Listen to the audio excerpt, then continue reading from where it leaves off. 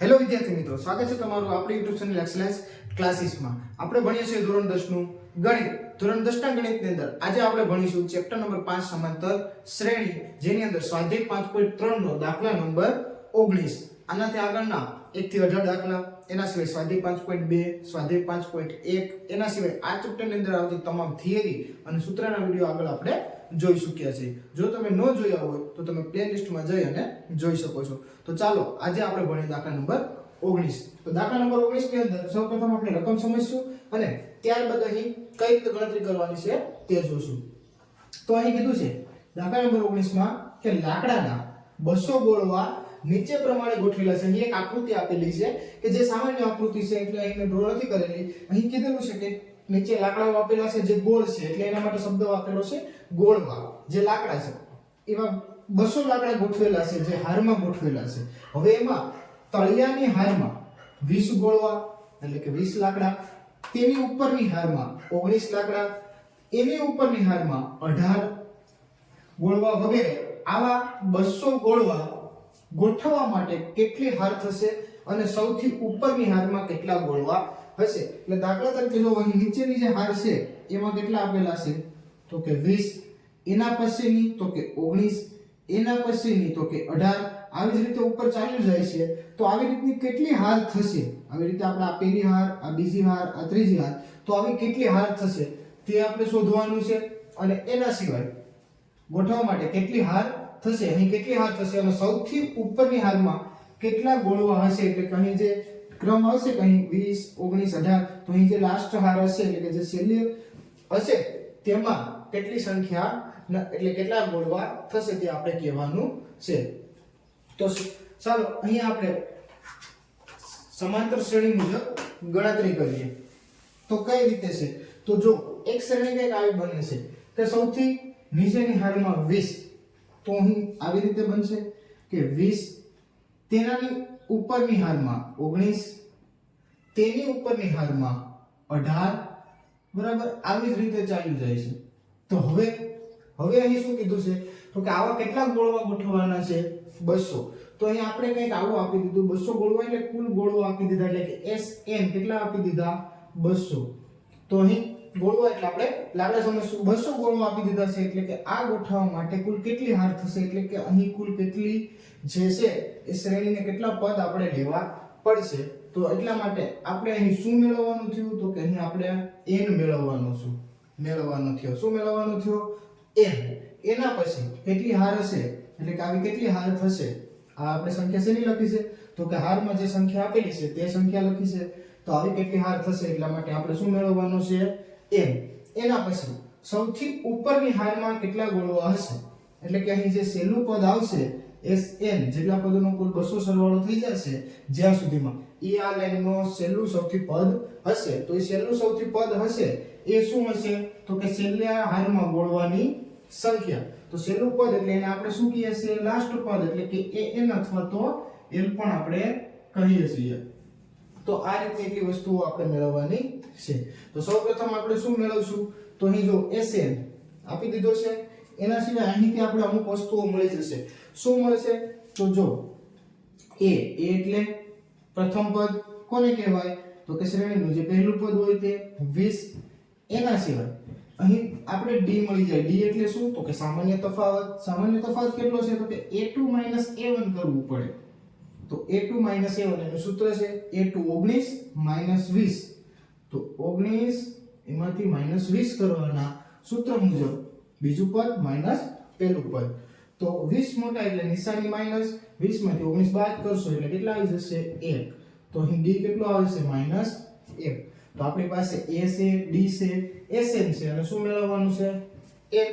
તો આપણી પાસે સૂત્ર છે, મૂકી દઈએ. કોનું મૂકશું તો કે Sn આપેલા છે તો Sn નું મૂકી દે. Sn બરાબર n ના છેદમાં 2 કૌંસમાં શું આવશે તો કે 2a વત્તા n - 1 નાના કૌંસમાં અને એ કૌંસને ગુણ્યા d અને મોટો કૌંસ પૂરો.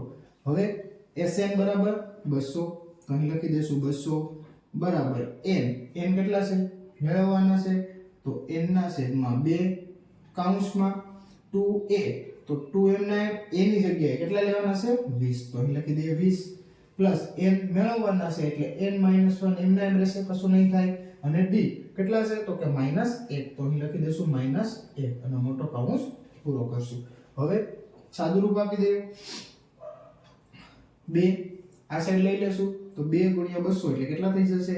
2 ભાગાકારમાં છે, આ બાજુ આવશે શું? ગુણાકારમાં. તો 2 × 200 એટલે 400. અહીં n કૌંસમાં 2 × 20 એટલે કેટલા થઈ જાય? 40 થશે. પ્લસ માઈનસ એક અંદર ગુણી દઈએ તો આ પ્લસ છે, અહીં અંદર n સાથે -1 ગુણાય તો અહીં કેવા થઈ જશે? -n. અને માઈનસ માઈનસ પ્લસ તો +1 મોટો કૌંસ પૂરો. અહીં 400 એમના એમ રાખી દેશું બરાબર, n પણ એમના એમ, કેમ કે અહીં સરવાળો બાદબાકી થાય છે તો એ કરી દઈએ. 40 પ્લસ અને 1 પ્લસ તો 40 અને 1 કેટલા થઈ જશે? 41. અહીં -n એમના એમ. હવે તો કે n આખા કૌંસ સાથે ગુણાકારમાં તો ગુણાકાર કરી દઈએ તો અહીં લખી દઈશું 400 એમના એમ બરાબર, n અંદર જશે એટલે 41n ને માઈનસ n નો વર્ગ. હવે તો કે અહીં 441n માઈનસ n નો વર્ગ. તો અહીં જો આને કંઈક આવી રીતે લખશું, આ માઈનસ n નો વર્ગ છે એનો હું આ બાજુ લઉં છું એટલે n નો વર્ગ પ્લસ થઈ જશે, આ પ્લસ છે એને આ બાજુ લઉં છું એટલે -41n થઈ જશે. અને આ 400 ત્યાં અહીંયા જતા એટલે +400 બરાબર. આ સાઈડ શું થઈ ગયું તો કે 0. તો જો આવી રીતે કરશો એટલે આપણે શું દેખાય છે તો કે અહીં દ્વિઘાત સમીકરણ બને છે. શું બને છે? દ્વિઘાત સમીકરણ. તો હવે દ્વિઘાત સમીકરણ હોય તો આપણે અહીં વચ્ચેના પદના શું કરી દેશું તો કે અવયવ પાડી લેશું અને 41 ના અવયવ પાડી લેશું એટલે કે બે ભાગ કરી દેશું, જેના લીધે આપણે અહીં અવયવ પાડી શકીએ. તો હવે કોના અવયવ કઈ રીતે પાડવાના તો કે 400 ના. અહીં ગુણાકારમાં કશું નથી એટલે 1 કશું નથી એટલે 1 × 400 તો 400 × 1 એટલે 400 ને 400 ને એવા બે ભાગ કરશું કે જેનો સરવાળો અથવા બાદબાકી કેટલો થતો હોય? 41. તો ચાલો સાઈડમાં કરી લઈએ. સૌપ્રથમ બેકી સંખ્યા છે એટલે 2 વડે ચાલશે તો 200 દુ 400 આપણે ખ્યાલ છે. હજુ 2 વડે 100 દુ 200, એના પછી 2 વડે 50 દુ 100, હજી 2 વડે ચાલશે તો કે હા 25 દુ 50. અને હવે તો કે 5 વડે ચાલશે, 25 25 અને 5 એકુ 5. તો એકી બેકી સંખ્યાને આપણે અલગ જોઈએ તો અહીં 2 ની 2 ઘાત થશે, અહીં 2 ની 2 ઘાત અને અહીં 5 ની 2 ઘાત.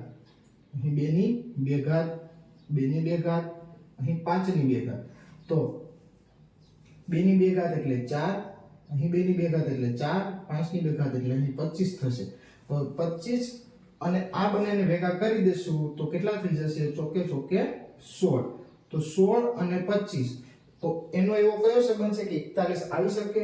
તો જોઈએ કે 16 અને 25 તો અહીં 25 માં 15 નાખી દેશું 40 અને 1 41 તો બંનેનો સરવાળો કેટલો થશે તો કે જે 16 અને 25 બંનેનો સરવાળો કેટલો થાય? 41. તો અહીં માઈનસ લાવવાના છે તો મોટી સંખ્યા 25 છે એને માઈનસ રાખવી પડશે અને 16 ને માઈનસ કેમ તો કે સરવાળો કરવાનો છે એટલે માઈનસ માઈનસ પ્લસ. તો અહીં આપણે આવી રીતે લખી શકીએ n નો વર્ગ 400 છે એની સાથે હું 25 રાખું છું તો આગળ કોને રાખીશ? 16 ને. તો 16n માઈનસ 25n પ્લસ 400 બરાબર 0. તો આવી રીતે કરશો એટલે અહીં 16n અહીં 25n ફરીથી માઈનસ માઈનસ પ્લસ એટલે 25 અને 16 41 અને 25 મોટા એટલે નિશાની માઈનસ. તો આવી રીતે હવે બે માંથી કોમન n નીકળશે, અંદર n માઈનસ અહીં કેટલા વધશે? 16. અહીં માઈનસ બંનેમાંથી કોમન શું નીકળશે તો કે 25 નીકળશે. કઈ રીતે તો કે જો અહીં 25 અહીં n વત્તા અહીં પ્લસ તો અહીં 400 અને 25 તો અહીં 25 અઠ્ઠા કેટલા થાય તો કે 200 થાય. તો એના ડબલ કરો તો 25 × 16 કરશો એટલે કેટલા આવી જશે તો કે 400. તો અહીં n + 16 બરાબર n + 16 અને આખા બરાબર અહીં કેટલા છે? 0. કૌંસમાં અહીં જો પ્લસ અહીં માઈનસ આવશે, અહીં શું લઈ લઈએ આપણે? માઈનસ એટલે માઈનસ માઈનસ કેવા થઈ જશે? પ્લસ. હવે કૌંસમાં બંને આવે છે એને એક વખત લખી લઈએ n - 16, બીજા કૌંસમાં જે બાકી છે તે n - 25 બરાબર 0. આગળ જોઈએ તો હવે અહીં આપણે કઈ રીતે કહેશું તો કે n-16 બરાબર 0 અથવા તો n-25 બરાબર 0. તો અહીં લખી દઈએ n-16 બરાબર 0 ઓર અથવા કોઈ પણ શબ્દ વાપરી શકીએ n-25 બરાબર 0. તો માઈનસ ઓલી બાજુ જશે એટલે પ્લસ થશે તો n બરાબર 16 અથવા તો શું હોવું જોઈએ તો કે અથવા તો આ માઈનસ ઓલી બાજુ જશે એટલે 25 તો n બરાબર 25. તો અહીં બેમાંથી એક જવાબ હોવો જોઈએ એટલે કે n બરાબર 16 અને n બરાબર 25. તો હવે કઈ રીતે ખબર પડશે તો કે અહીં n બરાબર 16 અને n બરાબર 25 લઈ અને આપણે શું કરશું તો કે an નું પદ મેળવી લઈએ. આ an નું પદ મેળવશું એટલે શું ખ્યાલ આવશે તો કે જો an નું પદ મેળવીએ અને કિંમત માઈનસમાં જશે, માઈનસમાં એટલે કે અહીં જે આપણે આપેલા છે 200 ગોળવા એની અંદર જ હોવી જોઈએ. જે એની ઉપર જશે તો આપણે ખ્યાલ આવી જશે અને અહીં ગોળવાની સંખ્યા પણ કેવી થઈ જશે તો કે 0. તો મેળવીએ an નું પદ an બરાબર a + n-1 કૌંસ પૂરો d બરાબર. સૂત્ર મૂકી દઈએ. a કેટલા આપેલા છે તો કે 20. તો અહીં લખી દઈએ 20 + n. તો n ની જગ્યાએ પહેલી વખત કેટલા લઈ લઈએ 16. તો 16 - 1 અને એની સાથે d. તો અહીં 20 અને d ની જગ્યાએ કેટલા લખવાના છે તો કે આપણી પાસે કિંમત છે -1. તો અહીં સાથે સાથે લખતા જઈએ -1. 16 - 1 એટલે 15 અને 15 ગુણ્યા -1 એટલે અહીં કેટલા આવશે -15. તો અહીં an બરાબર એટલે કે છેલ્લું પદ 20 માંથી 15 બાદ કરીએ એટલે 5. તો આ 5 આપણે મળે. એના પછી હજી આપણી પાસે એક n છે 25. તો એ લઈને જોઈ લઈએ તો કે an બરાબર શેમાં સૂત્ર મૂકશું a + n-1 કૌંસ પૂરો એની સાથે d. હવે કિંમત a ની જગ્યાએ 20 આપણે પહેલા જ મેળવી લીધી છે. એના પછી n તો n 16 લઈ લીધો છે. હવે કેટલા લેવાના છે 25. તો અહીં લઈ લઈએ 25 - 1 અને d ની જગ્યાએ કેટલા લેવાના છે -1. તો અહીં લખી દઉં છું -1. હવે 20 પ્લસ માઈનસ માઈનસ થઈ જશે. અહીં જો 25 - 1 એટલે 24 અને 24 ગુણ્યા -1 એટલે -24. તો અહીં an બરાબર કેટલા આવશે તો કે 20 નાના 24 મોટા એટલે મોટા નિશાની માઈનસ 24 - 20 એટલે કેટલા આવી જશે 4. તો અહીં જો an ની કિંમત કેટલી આવે છે -4. તો an ની કિંમત -4 હોઈ શકે નહીં. કેમ તો કે અહીં -4 એનો મતલબ એવો થશે કે અહીં ઉપરની હારમાં -4 ગોળવા એટલે કે 200 ગોળવા પૂરા થઈ ગયા છે. એના પછી કેટલા ગોળવા આવે 4. તો વધારાના 4 ગોળવા જોઈએ એટલે કે 4 લાકડા જોઈએ જે આપણી પાસે છે નહીં. આપણી પાસે કુલ કેટલા છે 200. તો અહીં આપણો an એટલે કે અહીં કેટલામું પદ છે જ્યાં કુલ 200 ગોળવા પૂરા થઈ જાય એટલે કે 200 લાકડા. તો કે an બરાબર 5 કે છેલ્લી હારમાં કેટલા લાકડા આવશે 5 અને n કેટલી હાર હશે એવી તો કે કયા તો કે n બરાબર 16.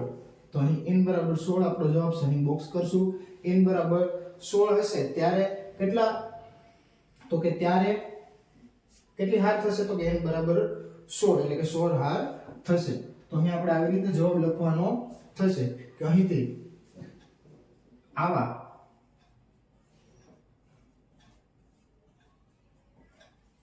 બસો ગોળવા ગોઠવવા માટે 16 હાર થશે. કેટલી હાર થશે તો કે 16 હાર થશે અને સૌથી